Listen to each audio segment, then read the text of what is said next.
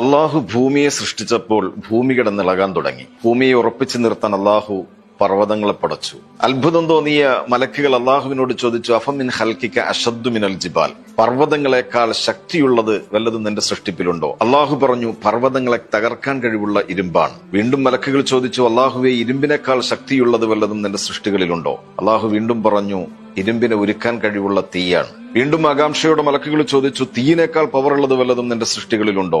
അള്ളാഹുവിന്റെ മറുപടി, ഉണ്ട്, തീയിനെ അണയ്ക്കാൻ കഴിയുന്ന ജലമാണ്. വീണ്ടും മലക്കുകൾ ചോദിച്ചു, ജലമാണോ നിന്റെ സൃഷ്ടികളിൽ ഏറ്റവും പവർഫുൾ? അള്ളാഹു പറഞ്ഞു, അല്ല, ജലത്തിന്റെ ഗതി മാറ്റാൻ കഴിയുന്ന കാറ്റാണ്. അത്ഭുതത്തോടെ മലക്കുകൾ വീണ്ടും അള്ളാഹുവിനോട് ചോദിച്ചു, അള്ളാഹുവെ, ഭൂമിയെ ഉറപ്പിച്ചു നിർത്തുന്ന പർവ്വതങ്ങളെക്കാളും പർവ്വതത്തെ തകർക്കാൻ കഴിവുള്ള ഇരുമ്പിനേക്കാളും ഇരുമ്പിനെ ഉരുക്കാൻ കഴിയുന്ന തീയിനേക്കാളും തീയിനെ അണയ്ക്കാൻ കഴിയുന്ന ജലത്തെക്കാളും ജലത്തിന്റെ ഗതി മാറ്റാൻ കഴിയുന്ന കാറ്റിനേക്കാളും പവർഫുള്ളായത് എന്താണ്? അള്ളാഹുവിന്റെ മറുപടി, ഇബ്നു ആദം, മനുഷ്യനാണ്. ഇടത് കൈ അറിയാത്ത രീതിയിൽ വലത് കൈ കൊണ്ട് ദാനം ചെയ്യുന്ന മനുഷ്യനാണ് എന്റെ സൃഷ്ടികളിൽ ഏറ്റവും ശക്തനെന്ന് അള്ളാഹു മലക്കുകളോട് പറഞ്ഞെങ്കിൽ, ദാനം ശക്തി ക്ഷയിപ്പിക്കുകയല്ല, മറിച്ച്